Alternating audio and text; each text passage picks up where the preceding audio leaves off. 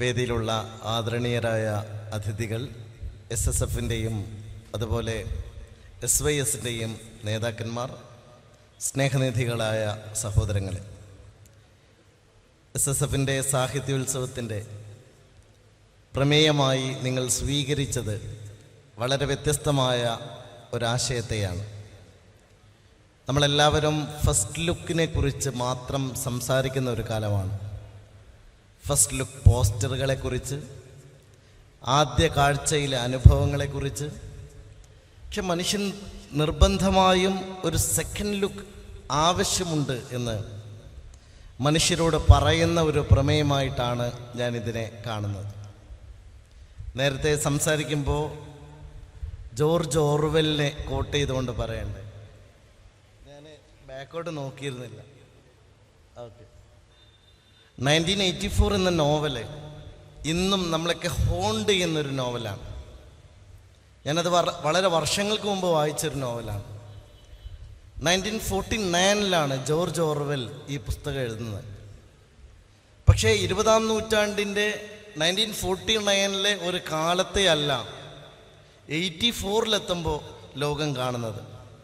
2025 എത്തുമ്പോൾ, 21-ാം നൂറ്റാണ്ടിലേക്ക് എത്തുമ്പോൾ ലോകം കാണുന്ന ഒരു കാഴ്ച, ടോട്ടാലിറ്റേറിയൻ റെജിം എന്ന് പറയുന്ന, ലോകത്തെ എല്ലാ ഏകാധിപത്യത്തിനെതിരായിട്ടുള്ള വലിയ ചെറുത്തുനിൽപ്പുകളെ ആവശ്യപ്പെടുന്ന ഒരു നോവലിനെ കുറിച്ച് സംസാരിക്കേണ്ടത്.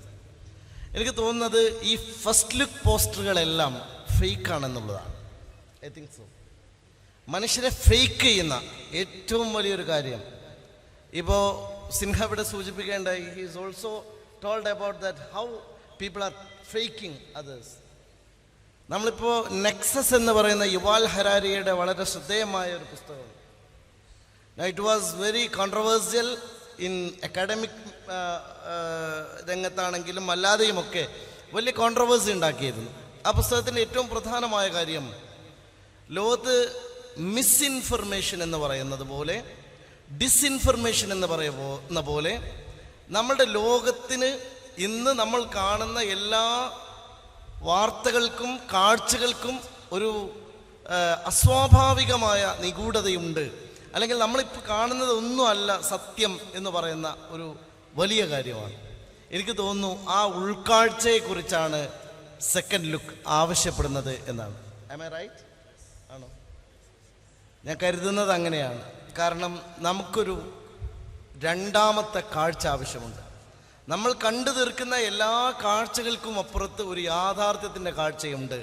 ആ കാഴ്ച നഷ്ടപ്പെടുന്ന ഒരു ലോകത്തോടാണ് SSF ഈ സാഹിത്യോത്സവത്തിലൂടെ സംസാരിക്കുന്നത് എന്ന് മനസ്സിലാക്കാനാണ് ഞാൻ ഈ പ്രമേയത്തെ ആഗ്രഹിക്കുന്നത്. അതുകൊണ്ട് ഞാൻ അവസാനിപ്പിക്കുന്ന ഒരു വാക്ക് മാത്രം പറയാണ്. ഇന്ന് നമുക്കൊക്കെ വരുന്നൊരു വലിയ പ്രശ്നം എന്ന് പറയുന്നത്, വളരെ വേഗതയേറിയ ഒരു കാലത്ത്, ഒന്നിനും സമയമില്ലാത്ത ഒരു കാലത്ത്, സമയം ഇങ്ങനെ നീർക്കുമിളകൾ പോലെ പൊലിഞ്ഞു പോകുന്ന ഒരു കാലത്ത് നമുക്ക് നമ്മളുടെ സത്യങ്ങളെ കണ്ടെത്താൻ എന്ത് വഴി എന്നുള്ളതാണ്. വേർ വി ഗെറ്റ് ട്രൂത്ത് എന്നുള്ളതാണ്. എവിടെയാണ് സത്യം നിൽക്കുന്നത് എന്നുള്ളതാണ്. ഇന്ന് ഞാൻ ഈ അടുത്ത് വായിച്ചൊരു ആർട്ടിക്കിളിൽ കണ്ടൊരു കാര്യം, ഫിൻലാൻഡ് എന്ന് പറയുന്ന രാജ്യത്തെ ഏറ്റവും വലിയ പ്രത്യേകത, ലോകത്തെ the happiest state in the world എന്നാണ് ഫിൻലാൻഡിനെ കുറിച്ച് പറയുന്നത്. ഏറ്റവും ഹാപ്പിനെസ് ഉള്ള സ്ഥലമാണ്, സന്തോഷമുള്ള സ്ഥലമാണ്.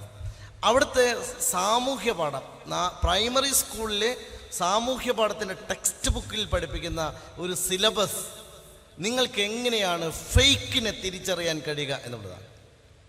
ഫേക്കിനെ എങ്ങനെ തിരിച്ചറിയാൻ കഴിയും? അപ്പോൾ ഏറ്റവും ചെറിയൊരു തലമുറയെ പോലും ട്രെയിൻ ചെയ്യുന്നത് ലോകത്തെ കാഴ്ചകളെ വിശ്വസിക്കരുത്, കാഴ്ചകൾക്കപ്പുറത്തൊരു രണ്ടാം കാഴ്ചയുണ്ട് എന്നുള്ളതാണ്.